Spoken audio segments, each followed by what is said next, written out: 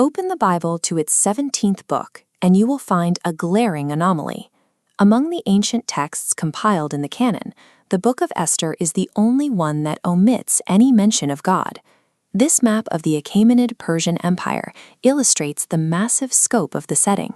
It was an administration spanning 127 provinces, reaching from Greece down to Ethiopia and India. The text is grounded in archaeological reality. These life-sized Persian warriors, discovered in the palace at Susa, provide the visual context for the royal guard described in the narrative. These monumental stone bull capitals topped the 36 massive columns in the king's audience hall, matching the author's specific architectural details.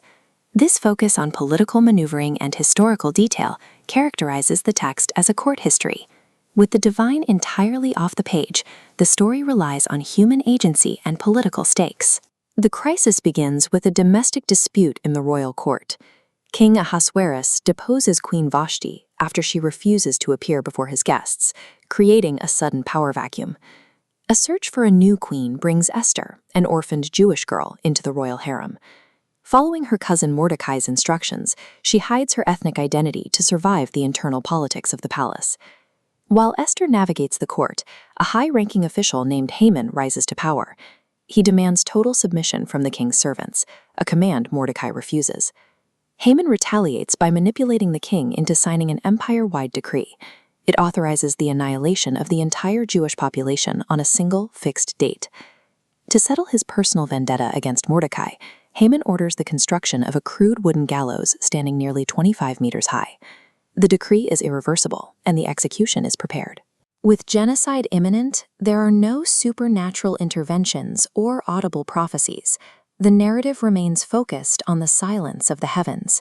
This diagram shows a chiasmus, a symmetrical mirror image structure where the second half inverts the first.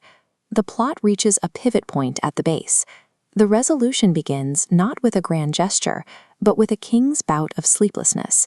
To pass the time, the king requests that the royal historical chronicles be met to him. The attendant happens to read a specific entry, the account of how Mordecai previously saved the king's life from an assassination plot. The king realizes that Mordecai was never rewarded for this act. This mundane administrative discovery serves as the structural hinge. It halts the tragedy and prepares the entire story for an inversion. As we move back up the structure, every previous threat begins to reverse. Haman arrives to demand Mordecai's death, but the king instead orders Haman to publicly parade and honor Mordecai through the city. Next, Esther risks her life to host a banquet. There, she reveals her heritage and traps Haman in his own conspiracy, mirroring the moment she first entered the harem in secret. The symmetry continues with the fate of the villain. Haman is executed on the gallows he built for Mordecai. Finally, the king issues a sweeping counter-decree, allowing the Jews to defend themselves and neutralizing the threat of genocide. Every disaster from the descent is systematically flipped into a victory, completing the symmetrical design. These intricate scrolls, called Megillas, preserve a narrative design that mirrors the book's central theme.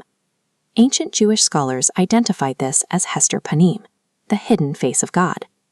The omission of the divine name invites the reader to look for a presence that is felt rather than seen. The name of the holiday itself, Purim, means lots or dice.